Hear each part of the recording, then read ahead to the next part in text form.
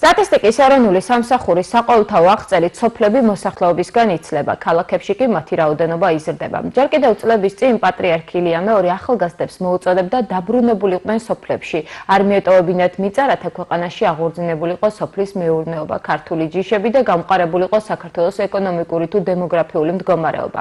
რა არის სოფლი და მოსახლეობის გადინების მიზეზი, თემაზე ვისაუბრებთ სოფელ გურჯაანის მთავარანგელოზ მიქაელის სახელობის ტაძრის წინამძღვარ მამაოჟა სონხულაშვილთან. მამაოჟა, დაგლოცეთ, დიდ მადლობას გიხდით, რომ მონაწილეობთ ჩვენს გადაცემაში. დაგლოცოთ და გაგახაროთ ღმერთმა თქვენ და სრულიად საქართველო. ამინ. მამაოჟა, თქვენი დაკვირვებით რატომ იცლება სოფლები? საყურადღებოა მართლაც სტატისტიკა, რაც გამოქვეყნებული არის და რა თქმა უნდა, ეს არის ერთ-ერთი პრობლემა, რომელიც ახლა ჩვენი საუბრით ზოგადად მხოლოდ საუბრით თუ საქმე არ მოყვა და ვისაც ხელეწიფება ამის გაკეთება ამ საქმეს, რა თქმა უნდა გქონდეს ამის სურვილიც და გონიერებას და სიბრძნეც, რომ ჩვენ გადავარჩინოთ, მოდი ესე ვთქვათ, საქართველო, იმიტომ რომ ძლიერი სოფელი არის ძლიერი ქალაქი, ძლიერი სახელმწიფო და საერთო ჯამში უკვე ერის სიძლიერეც. და მართლაც სავალალო მდგომარეობა არის, მე ესე ვიტყოდი, ჩვენ სამშობლოში, ჩვენს ჯერ დემოგრაფიული პრობლემა, ვფიქრობ, რომ სავალალო არის, რაღაცა რამოდენიმე ათეული წლის შემდეგ უკვე უმცირესობაში, იმდენად უმცირესობაში, რომ თუ ესე გაგრძელდა გადაშენების პირას აღმოჩნდება საქართველო. ამიტომ ეს არის ძალიან უფრო დიდ სიბრძნეს და სიღრმისეულ ჩარევას მოითხოვს ერისაგან და ბერისაგან, რა თქმა უნდა, და სახელმწიფო ხელისუფლებისაგან. რაც შეეხება სოფლების დაცლას, მე ვფიქრობ, რომ ესეც ერთგვარი საყურადღებო არის და ძალიან დიდი ყურადღება უნდა მიექცეს. რა შეიძლება ახლა ესე როგორ გამოიკვეთება ჩვენი საუბრიდან, ძალიან ბევრი ასპექტი შეიძლება გაიშალოს და ერთ-ერთი რასაც ახლა შეიძლება ვთქვათ, რომ არის რომ უნდა იქონდეს ხელშეწყობა, მაგალითად თუნდაც გლეხს ადამიანს უნდა ქონდეს ხელშეწყობა, რომ თავისი ის მოყვანილი პროდუქტები, რასაც მოიყვანს მიწათმოქმედებიდან, რომ სახელმწიფომ უპირობოდ მოახდინოს მისი, ესე ვთქვათ, ხელი შეუწყოს, რომ ბაზარზე ქონდეს მას, ესე ვთქვათ, ხელშეწყობა და ამით ირჩენდეს, ანუ საკმაოდ უნდა ქონდეს ადამიანს ანაზღაურება, ხო, სხვანაირად ოჯახს ვერ ირჩენს, ვერ არჩენ.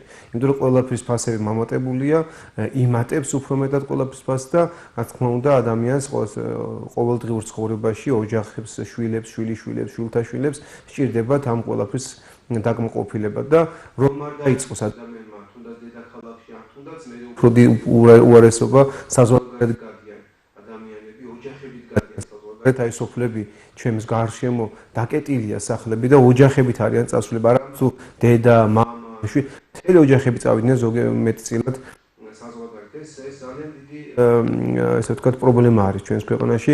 დღეს თუ არ ჩანს, ხვალდაზე უფრო მეტად გამოჩნდება. ძალიან დიდი გონიერება, სიბრძნე და სულისკვეთებაა საჭირო და რომ შევუწყოთ სოფლის მოსახლეობას, გლეხობას ხელი, ყველა ამას უნდა ვფიქრობდეთ ჩვენ. რომ დაფასებული იყოს მათი შრომა. რომ გქონდეთ, ესე ვთქვათ, სტიმული, გქონდეთ პერსპექტივა და შესაბამისად ამით არჩინონ ოჯახი. აი ახალგაზრდების უმაღლესი განათლების მიღების შემდეგ აღარ ბრუნდებიან მშობლიურ მუნიციპალიტეტში. მხოლოდ იშვიათი გამონაკლისი შეიძლება იყოს, როცა გადაწყვიტოს მიღებული განათლება თავის სოფელს, რეგიონს მოახმაროს. აი მოდი ესე რომ ვთქვათ, ახლა მისწავლოს ახალგაზრდამ და ჩამოვიდეს, რა გაკეთოს. უნდა კონდეს აქ ბაზა რაღაც, ხო, რომ გაკეთდეს და ისაქმოს და შესაბამისად უნდა კონდეს ანაზღაურება. ანუ ისეთი ანაზღაურება, როგორც თუნდაც დედაქალაქშია ნებისმიერ სახელმწიფო დაწესებულებაში, ან თუნდაც საწარმოში რაც არის. და ის პერსპექტივა რაც არის თუნდაც, აი უნდა ავიღოთ დედაქალაქში რატო მიისწრაფენ აქედან და რითი ირჩენენ თავს, აი აქეთაც უნდა გადმოვიტანოს ეს ყველაფერი. უნდა მოხდეს დეცენტრალიზაცია.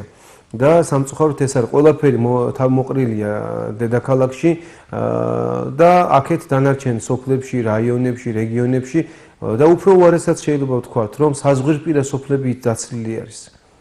საზღვრისპირა სოფლები ფაქტიურად ესენი არის მესაზღვრეები და დაცლილი არის და არის სოფლები, რომელიც ერთი ოჯახი ცხოვრობს, არის სოფელი, რომელიც ერთი ადამიანი ცხოვრობს და აი ამას არის სოფლები, რომელიც ათეულებით, რომელიც საერთოდ დაცლილი არის და გაპარტახებული არის ხო და არა თბილისში სახლის ქირაობაც რო უწევს ეს ხო დამატებითი ხარჯი არის თქვათ და თუ იქ ხელფასი მაღალი არის შესაძლებელია სულაც არ იყოს იცით რა არის მარტო ანაზღაურებაც არ არის ახლა ანაზღაურებაც და უნდა კონდეს პერსპექტივაც ახლა ოჯახი ყავს შვილებზე ფიქრობ ხო და შვილებს ეუბნები აი შვილო მოდი აი მაგალითად რომელიღაც სოფელში აქ უნდა ვიცხოვროთ ეს არის რა თქმა უნდა ეს სულისკვეთება საბავშვო ბაღიდან და სკოლაშიც უნდა ისწავლებოდეს და საქართველოსთან გაქცევას არ უნდა ვასწავლდეთ ჩვენ რომ აი თურმე ეს ქვეყანა ცუდი არის ხოლმე სამწუხაროდ ესეთი მიდგომები თუნდაც უფროსი თაობებისგან თუნდაც ისე ვისაც უსმენს საზოგადოებამ ახალგაზრდები და მათი შეფასება ესეთი სამწუხარო შეფასება შეიძლება ოჯახში კონდეს ტკივილი მაგრამ ოჯახიდან არ უნდა გარბოდეს არავე და უნდა ვეცადოთ რომ ეს მწუხარება ის რაც პრობლემა არის ოჯახისა ერთად აღმოვფხრათ და ვისწავლოთ როგორ გავაჯანსაღოთ ეს მდგომარეობა ამ შემთხვევაში ჩვენი სახელმწიფოშიც ხო ჩვენ ყველამ უნდა გავაკეთოთ პატრიარქი ბრძანებს მისი უწმინდესობამ ერთ-ერთ ქადაგებაზე საუბარზე თქვა რომ ჩვენ უნდა ვფიქრობდეთ ის კი არა რაც გავიკეთებთ ჩვენ სახელმწიფო ჩვენ და ჩვენ რაც გავუკეთებთ ჩვენ სამშობლოს აი ამას უნდა ვფიქრობდეთ ჩვენ და აი ეს ახალგაზრდობაც რომ დაბრუნდეს უნდა კონდეს აქ მარტო ანაზღაურებაც არ არის უნდა კონდეს გარემო ისეთ შექმნილი ხო უნდა იყოს კულტურული საღამოები უნდა იყოს ძალიან საინტერესო ცხოვრება უნდა გავხადოთ სოფლებში რომ ადამიანები დაბრუნდნენ და ესე ვთქვათ აქტიური ცხოვრება უნდა მიდიოდეს სოფლებში აი ესეთი გაჩერებული ცხოვრება არ უნდა იყოს. აი თუნდაც რაიონში, თუნდაც სოფლებში, არც ერთ სოფელში, ჩვენ თუ გვიყვარს ჩვენი ქვეყანა, არც ერთ სოფელში არ უნდა იყოს გაჩერებული ცხოვრება.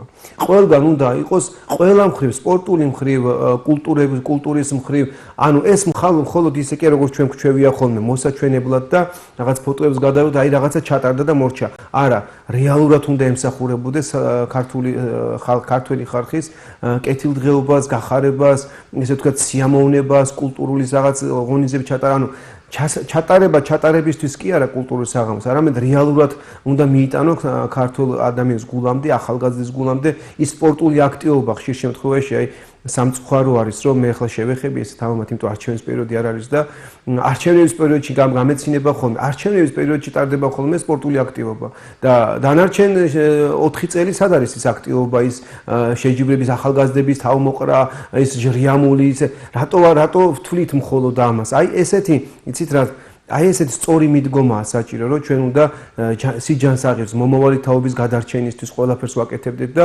საინტერესო უნდა იყოს. აი დარჩენს მაგალითად სოფელში ახალგაზრდა ისწავლა ჩამოვიდეს, ხო? როგორ ემსახუროს, უნდა იყოს სამართლიანი პირობები, უნდა იყოს თანაბარი პირობები, უნდა საინტერესო იყოს და ესე ვთქვათ, დატვირთული იყოს ჩვენი სოფლები, სავსე იყოს ჩვენი სოფლები და რაიონი აქტივობით. აქ მარტო გურჯაანზე არ მაქვს საუბარი, ხო? მთელ საქართველოში ესე უნდა იყოს და უკვე საინტერესო იქნება ჩემი შვილებისთვის და ვეთქვი, იცი რა ნახე, აი იქაც თუ არის, აქაც არის იგივე, აბსოლუტურად იგივე აქაც არის და უნდა მოხდეს დეცენტრალიზაცია. მე ვფიქრობ, აი სამსახურების გადანაწილება, თუნდაც ავიღოთ ახლა აი სხვა დიდ ქვეყნებში, ხო? ქალაქიდან ქალაქამდე რომ გახვიდე, გჭირდება 3 საათი, 4 სამსახურამდე რომ მიხვიდე, ხო? დიდ ქალაქებზე მაგათ ქვეყნებზე მაგ და ქალაქებს საუბარი და ჩვენ მაგალითად თბილისიდან თელავამდე გურჯაანამდე რო ჩამოხვიდე 2 საათი გჭირდება, ხო? აქეთ უნდა იყოს სამსახურები გადმოტანილი და ნება უნდა იბოძოს ყველა ადამიანი და აგ ესე იაროს და აი ესე ვთქვათ დავცალოთ ქალაქი და სოფლების მეტი დატვირთვა მივცეთ.